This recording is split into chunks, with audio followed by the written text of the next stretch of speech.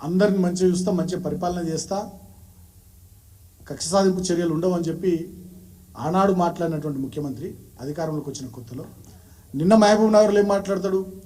నిరుద్యోగులను, యువకులను, విద్యార్థులను ఆయన బెదిరిస్తున్న ధోరణితో మాట్లాడతాడు. ఏమంటాడు? మీ సంగతి చెప్తాం, ఎవరిని విడిచిపెట్టాం, మీరంతా కలిసి కుట్ర చేస్తున్నారు అని చెప్పి. అంటే ఇదే రేవంత్ రెడ్డి గారు ఆనాడు అశోక్ నగర్లో రాహుల్ గాంధీని కోచింగ్ సెంటర్ల చుట్టూ తిప్పినప్పుడు, ఇవాళ ఎమ్మెల్సీ అయినటువంటి వెంకట్ కానీ ఇతరులు కానీ ఆనాడు యూనివర్సిటీల చుట్టూ తిరిగినప్పుడు, రేవంత్ రెడ్డి కూడా యూనివర్సిటీల చుట్టూ తిరిగినప్పుడు ఇదే నిరుద్యోగులు, ఇదే విద్యార్థుల పక్షాన డిఎస్సి గురించి కానీ, గ్రూప్ 1 గురించి కానీ, గ్రూప్ 2, గ్రూప్ 3 గురించి కానీ, టెట్ ఎగ్జామ్ నిర్వహణ గురించి కానీ, ఇతర చాలా విషయాల గురించి కూడా గతంలో వీళ్ళే మాట్లాడారు. అంటే ఇవాళ రేవంత్ రెడ్డి పద్ధతి ఎట్లున్నదంటే, ఈ నిరుద్యోగుల భుజాల మీదకి ఎక్కి ఇవాళ అధికారం అనే గద్దె మీదకి వచ్చినాక ఇవాళ నిరుద్యోగుల నడ్డి మీద దంతున్నాడు రేవంత్ రెడ్డి.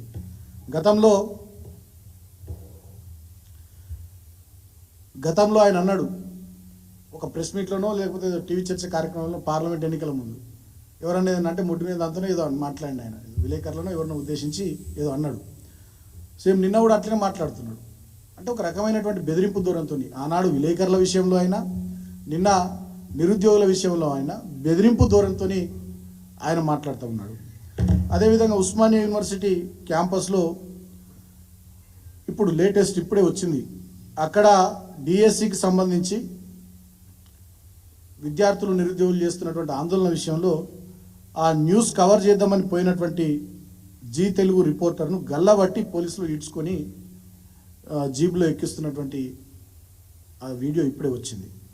కెమెరాను కూడా లాక్కొని స్టూడెంట్స్ చేస్తున్నటువంటి ప్రొటెస్టులు డిలీట్ చేయాలని చెప్పి ఆ జర్నలిస్ట్ను బెదిరించి ఆయనను పోలీస్ ఇన్నోవా వాహనంలో తీసుకొని పోతున్నటువంటి వీడియో కూడా ఇప్పుడే వచ్చింది. అంటే ఒక రకంగా ఇవాళ హోంమంత్రిగా ఉన్నటువంటి రేవంత్ రెడ్డి, మీకు కనబడుతుంది వీడియో,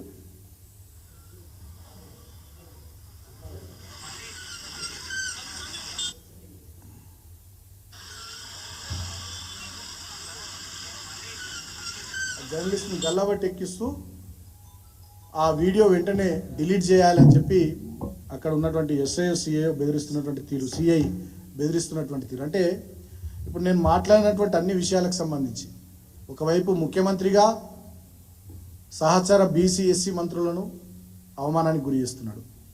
ఆయన ముఖ్యమంత్రిగా ఎస్సీ బీసీ అధికారులను ఇవాళ రాష్ట్ర వ్యాప్తంగా చాలామంది ఆత్మహత్యలు చేసుకునేటటువంటి పరిస్థితి, ఇబ్బందులు పడే పరిస్థితులు సృష్టించిండు. అదిగాక ఆయననే విద్యాశాఖ మంత్రిగా ఉండి ఇవాళ స్కూళ్ళు, హాస్టళ్ళు, యూనివర్సిటీలు అన్నీ కూడా ఇక నిర్లక్ష్యానికి నిలయాలుగా, అక్రమాలకు కేర్ ఆఫ్ అడ్రస్గా వాటిని మార్చేసింది. అదే కాకుండా ఆయననే హోంమంత్రిగా ఇవాళ పోలీసులకు రాజ్యాన్ని అప్పచెప్పి నిరుద్యోగులు, విద్యార్థులు, వివిధ ప్రజా సంఘాల నాయకులు, విద్యార్థి సంఘాల నాయకులు, పార్టీల నాయకులు ఎవరైతే ప్రజా సమస్యల మీద ప్రభుత్వం దృష్టికి విషయాలు తీసుకొద్దామని చెప్పి శాంతియుతంగా నిరసనలు చేస్తే పోలీసులను అడ్డం పెట్టుకుని, ఈయననే హోంమంత్రి కాబట్టి ఆదేశాలు ఇచ్చి పోలీసులను అడ్డం పెట్టుకుని గొంతులు నొక్కుతున్నాడు. చివరికి విలేకరుల గొంతులు కూడా ఇవాళ ఉస్మానియా యూనివర్సిటీలో న్యూస్ కవరేజ్ కోసం వెళ్ళిన జీ న్యూస్ ఛానల్ రిపోర్టర్కి సంబంధించినటువంటి ఆయన గల్లాబట్టి ఉస్మానియా యూనివర్సిటీ సిఐ పోలీస్ జీబులోకి ఎక్కించి మీరు షూట్ చేసినటువంటి ఆ విద్యార్థుల నిరసన వీడియో డిలీట్ చేయాలని చెప్పి బెదిరిస్తున్నటువంటి తీరు. అంటే హోంమంత్రిగా, విద్యాశాఖ మంత్రిగా, ముఖ్యమంత్రిగా ఈ రకంగా ఒక రకమైనటువంటి దమనకాండ, దుర్మార్గాన్ని వల్ల రేవంత్ రెడ్డి చేస్తూ ఉన్నాడు. అందుకనే మేము ఏమంటున్నాం అంటే, పేరుకే ఇది ఆయన ప్రజాపాలన అని చెప్తున్నాడు. ఇది ప్రజాపాలన కాదు, దగా పాలన నడుస్తూ ఉంది. ఇక్కడ దమనకాండ నడుస్తూ ఉంది, నిర్బంధకాండ నడుస్తూ ఉంది. ఉక్కుపాదంతో ఉద్యమాలను అణిచివేసేటటువంటి దుర్మార్గపు సమైక్యాంధ్ర పాలనను మించిన పాలన ఇవాళ రేవంత్ రెడ్డి నాయకత్వంలో నడుస్తూ ఉంది.